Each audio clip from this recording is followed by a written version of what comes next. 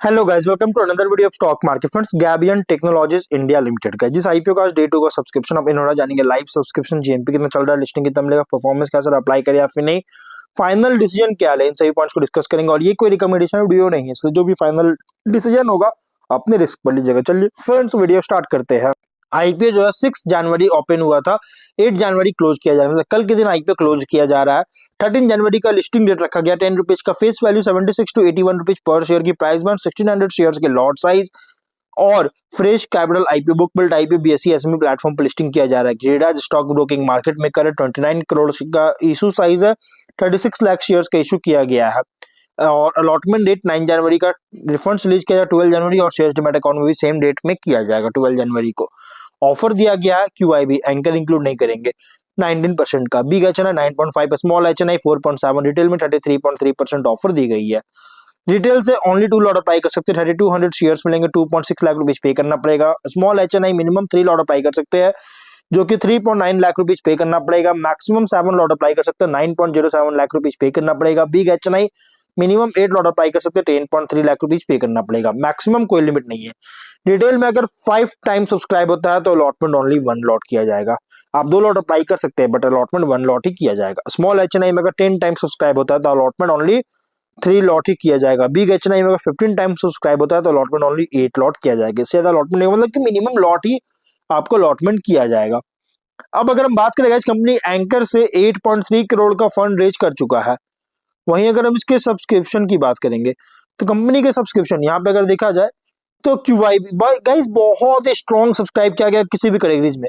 QIB 1.5 time subscribe है, जो कि 6.8 लाख शेयर्स का ऑफर था, 10 लाख शेयर्स का बीट किया 8.1 करोड़ का। बिग एच एन आई 104 टाइम सब्सक्राइबर, 3.4 लाख शेयर्स का ऑफर था, 3.5 करोड़ शेयर्स का बीट किया 289 करोड़ का। स्मॉल एच एन आई 72.4 टाइम सब्सक्राइब, 1.7 लाख शेयर्स का ऑफर था, 1.23 करोड़ शेयर्स का बीट किया, 100.3 करोड़ का बीट हुआ है। और रिटेल में 82.25 टाइम सब्सक्राइबर, 12 लाख शेयर्स का ऑफर था, 9.86 करोड़ शेयर्स का बीट किया, 799.4 करोड़ का। देखिए, आप किसी भी कैटेगरीज में क्यों ना अप्लाई किया, अब मैंने आपको जो बताया था लिमिट का, अब आप किसी भी कैटेगरीज में क्यों ना अप्लाई किया हो, आपने गाइस आपको सिर्फ और सिर्फ मिनिमम लॉट ही अलॉट किया जाएगा, उससे ज्यादा आपको अलॉटमेंट नहीं होगा। और दूसरी बात की गाइस, आपने आपको कट ऑफ प्राइस इसका अपर प्राइस में अप्लाई करेंगे तो ही आपको अलॉटमेंट के चांसेस हो सकते हैं, क्योंकि बहुत ही हेवी सब्सक्राइब हुआ है। 61.6 टाइम सब्सक्रिप्शन हुआ टोटल, 14.8 करोड़ शेयर्स का बीट किया, 1197 करोड़ का बीट हुआ है, 37,050 एप्लीकेशन सबमिट हुआ है और बहुत ही स्ट्रॉन्ग सब्सक्राइब है। डे 1, वो भी फर्स्ट डे में सब्सक्राइब किया गया गाइस। जीएमपी की बात करें, 30 रुपीज का ट्रेड कर रहा है, 37% का लिस्टिंग एक्सपेक्ट कर सकते हैं, कि बहुत ही स्ट्रॉन्ग डेब्यू करने जा रहा है।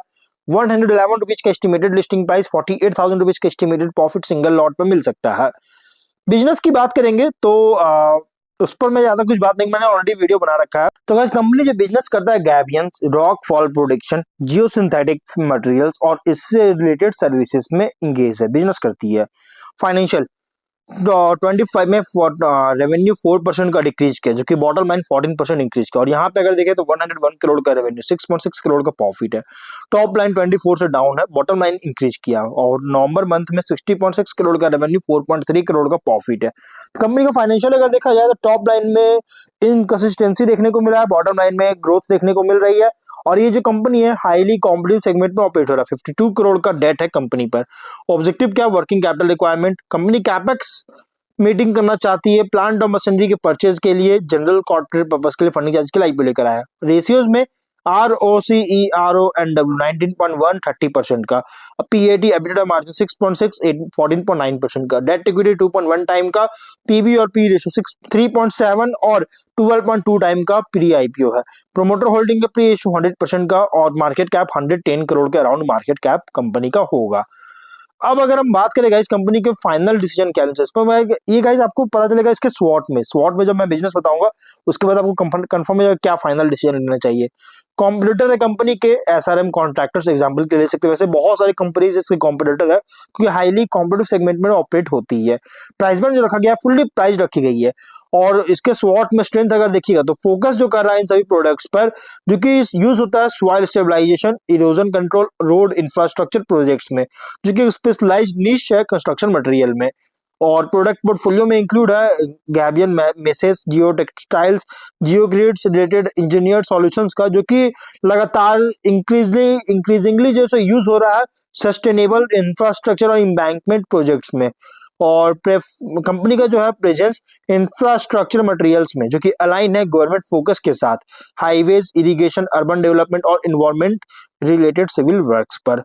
और कंपनी जो है इंजीनियरिंग सॉल्यूशंस, जो कि ऑफन कमांड करता है हायर वैल्यू का, अगर कंपेयर करें बेसिक कंस्ट्रक्शन मटेरियल से, जो कि पोटेंशियली बेटर मार्जिन सपोर्ट कर रही है। वीकनेस की बात करें तो स्मॉल प्लेयर जो है ना, कंपनी जो है बहुत ही छोटा है अगर लार्ज सिविल मटेरियल्स या जियो सिंथेटिक मैन्युफैक्चर से कंपेयर करेगी, जो कि जिसके कारण इसका स्केल और बार्गेनिंग पावर लार्ज कॉन्ट्रैक्टर के साथ लिमिटेड कर सकती है। और कंपनी का जो इंफ्रास्ट्रक्चर सेक्टर्स का जो कैपिटल कैपेक्स साइकिल्स है, इस पर डिपेंडेंसी है, जो कि अगर स्लो डाउन होता है, कोई भी स्लो डाउन तो डिमांड को डायरेक्टली इंपैक्ट कर सकता है। वर्किंग कैपिटल इंटेंसिव है, रीजन द इन्वेंट्री कैरी कर रहा है, पेमेंट साइकिल टिपिकल होता है कंस्ट्रक्शन मटेरियल सप्लाई में, इसके वजह से ब्रांड रिकॉग्निशन जो है लिमिटेड है एस्टैब्लिश्ड प्लेयर से कंपेयर करेंगे तो। और अपॉर्चुनिटीज की बात करेंगे तो इंफ्रास्ट्रक्चर स्पेंडिंग जो है roads, railways, food flood control, river bank production, coastal stabilisation और इरिगेशन वर्क्स पर राइज हो रही है, जो कि गैबियन और जियो सिंथेटिक प्रोडक्ट्स के लिए डिमांड को बूस्ट कर सकता है। और सस्टेनेबल इंजीनियरिंग सॉल्यूशंस जो है अर्बन प्लानिंग और इन्वायरमेंटल मैनेजमेंट में के लिए प्रेफरेंसेस ग्रो कर रही है, जो कि long term growth runway provide करती है। और कंपनी अलाइड प्रोडक्ट्स जैसे एडवांस जियो सिंथेटिक्स, कंपोजिट मटेरियल्स और हाइब्रिड स्टेबलाइजेशन सिस्टम्स में भी एक्सपेंशन कर सकती है, जिससे रेवेन्यू स्ट्रीम्स को ओपन कर सकता है। और यहाँ पे अगर बात करें तो लार्ज कॉन्ट्रैक्ट्स को ईपीसी कंपनीज के साथ और गवर्नमेंट टेंडर्स के साथ सिविल और इन्वायरमेंट रिलेटेड प्रोजेक्ट्स के लिए सिक्योर करने के लिए पोटेंशियल है कंपनी। वहीं अगर हम थ्रेट की बात करें तो इंटेंस कंपटीशन है बड़े बड़े कंपनीज या रीजनल सिविल मटेरियल सप्लायर से या जियो सिंथेटिक मैन्युफैक्चरर से। प्राइस वोलेटिलिटी रॉ मटेरियल्स में अगर होता है तो मार्जिन स्क्वीज कर सकता है अगर कॉस्ट पास डाउन नहीं करता है तो।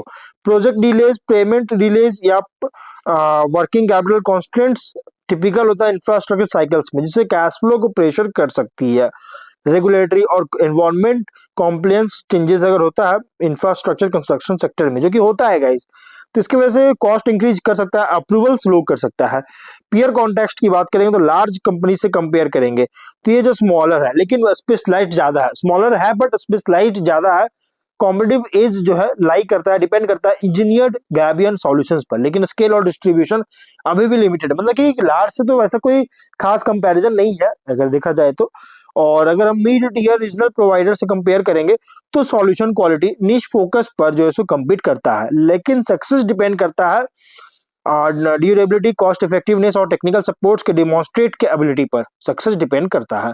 इन्वेस्टर के लिए आईपी जो है ना, ये construction material and engineered solutions play इसमें रिप्रेजेंट करता है, जो कि टाइड है इंफ्रास्ट्रक्चर स्पेंडिंग पर, जो कि इंडिया में बहुत लगातार तेजी देखने को मिल रहा है, जो कि अपसाइड लिंक्ड है प्रोजेक्ट साइकिल्स और सेक्टर डिमांड पर, जो कि ज्यादा देखने को मिल रहा है। लेकिन execution, cost control, competitive positioning जो भी इसका एक चैलेंजेस है। तो देखिए थोड़ा रिस्की तो है आईपीओ, थोड़ा रिस्की है लेकिन एक ग्रोथ आईपीओ है, तो इसलिए गाइस आप इसे मीडियम टू लॉन्ग टर्म के लिए कंसीडर कर सकते हैं, बट फाइनल डिसीजन जो भी लीजिएगा अपने रिस्क पर लीजिएगा। ये कोई रिकमेंडेशन वीडियो नहीं, तो मिलता है नेक्स्ट वीडियो में, टिल देन बाय बाय।